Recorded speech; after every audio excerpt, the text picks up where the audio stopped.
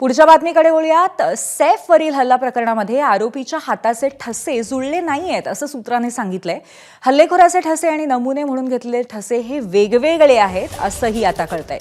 पोलिसांनी सैफच्या घरातनं घेतलेले ठशांचे 150 नमुने असं सांगण्यात आलंय, पण एकाही ठशाशी आरोपीच्या हाताचे ठसे जुळलेले नाहीयेत। आपण गणेश ठाकूर यांच्याकडनं अधिक माहिती घेऊया। गणेश, 150 ठसे घेतलेत पण एकाही ह्याच्याशी ठसा जुळत नाही आरोपीचा, याचा अर्थ काय समजायचा?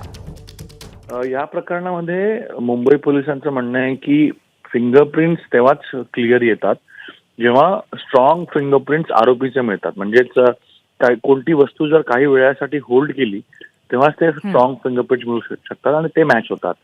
या प्रकरणामध्ये झटापटी झाली, सैफच्या टी शर्टवर काही प्रिंट्स होते, जिन्यांवरच्या शिड्यांवरती काही प्रिंट्स होते, त्याच्याशिवाय डक एरियामध्ये काही प्रिंट्स होते, पण ते प्रिंट्स खूप डेलिकेट आणि लाईट होते, म्हणून ते मॅच करणं सोपं नव्हतं। आणि इतरही फिंगरप्रिंट्स त्यांनी घेतलेले आहेत, ते फिंगरप्रिंट्स परत लॅबला प्रोसेससाठी पाठवण्यात येणार आहेत। मात्र फिंगरप्रिंट्स प्रकरणामध्ये निश्चितपणे मॅच न होणं हे मुंबई पोलिसांसाठी एक धक्का म्हणू शकतो किंवा त्यांना एक सेटबॅक आहे। कारण जर हे फिंगरप्रिंट्स मॅच झाले असते तर एक केस पूर्णतः स्ट्रॉंग केस, वॉटरटाईट केस या प्रकरणामध्ये आरोपी विरुद्ध कोर्टासमोर ठेवण्यात पोलिसांना यश मिळालं असतं। पण फिंगरप्रिंट्स न मिळणं, मॅच न करणं हे खूप महत्वाचं आहे या प्रकरणासाठी।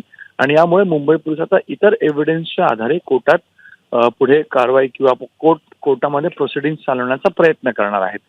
फिंगरप्रिंट्सचे नमुने घेतले गेले होते, FSLच्या टीम्स तिथे होत्या, मात्र आत्ताच्या घडीला FSLच्या रिपोर्ट्स किंवा फॉरेन्सिक सायन्सच्या रिपोर्ट्समध्ये हे फिंगरप्रिंट्स मॅच होताना दिसत नाहीयेत आणि म्हणून इतर गोष्टींवरती आता मुंबई पोलीस अवलंबून आहे, यामुळे किंवा ज्याच्या आधारे कोर्टामध्ये याचा आरोप सिद्ध ते करू शकतील। म्हणून आताच्या घडीला फिंगरप्रिंट्स हे एक मोठा सेटबॅक मुंबई पोलिसांसाठी आपण म्हणू शकतो। खरे गणेश, एक नक्कीच सेटबॅक आहे, धक्का आहे। धन्यवाद आपण दिलेल्या माहितीबद्दल।